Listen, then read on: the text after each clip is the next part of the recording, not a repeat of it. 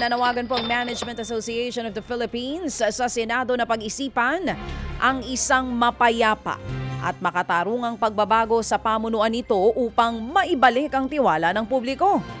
Ayon po sa MAP, mahalagang malakas na kredibilidad at imparsyalidad ng Senado habang dinidinig ang impeachment case laban po kay Vice President Sara Duterte.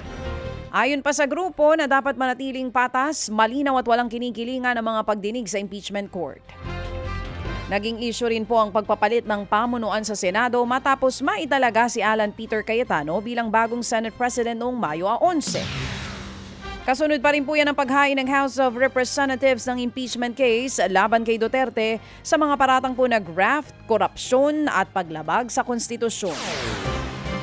Binanggit din po ng mapang insidente ng pamamaril sa loob ng Senado noong Mayo 13 na nagdulot ng lockdown habang inihahain ang articles of impeachment. Nanawagan din po ang PAP sa mga senador na pairalin nga ang konstitusyon at panatilihin ang tiwala ng mga Pilipino sa mga institusyon ng pamahalaan.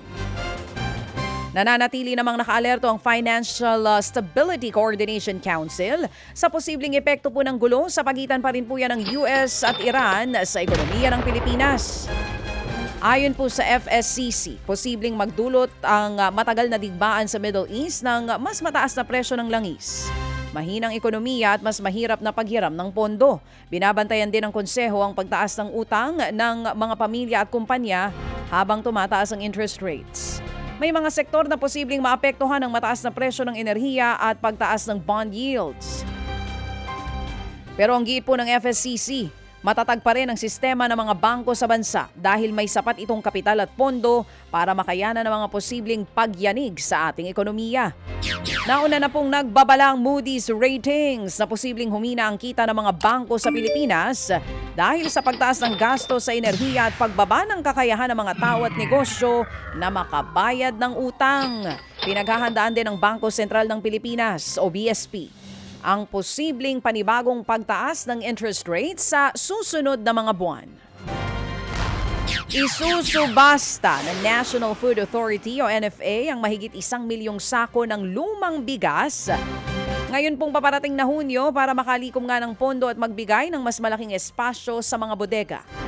Tinatayang nasa 50,000 metriko tonelada o mahigit 1 milyong 50 kilong sako ng bigas ang ibebenta sa nasabing auction. Ayon po kay NFA Administrator Larry Lacson, ito na po ang ika-4 na rice auction ng ahensya para makabili ng mas maraming palay sa mga magsasaka.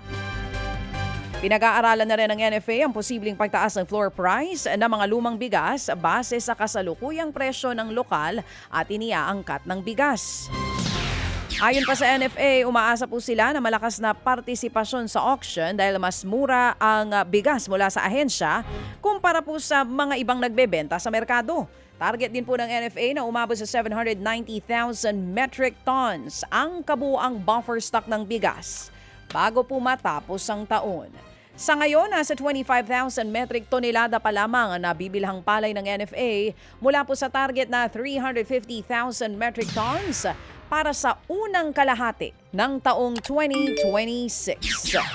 Mga kapatid, patuloy po kayong tumutok sa 105.9 True FM para sa totoong balita, impormasyon, music and entertainment. Mag-subscribe sa aming YouTube channel at podcast at sundan nyo kami sa Facebook, Instagram, X at TikTok sa True Network PH. Bisitahin din po ang aming official website, truefm.ph. At panoorin din kami sa True TV Signal, Channel 19. Kami po ang 105.9 True FM. Laging true sa'yo, kapatid. Ito tayo sa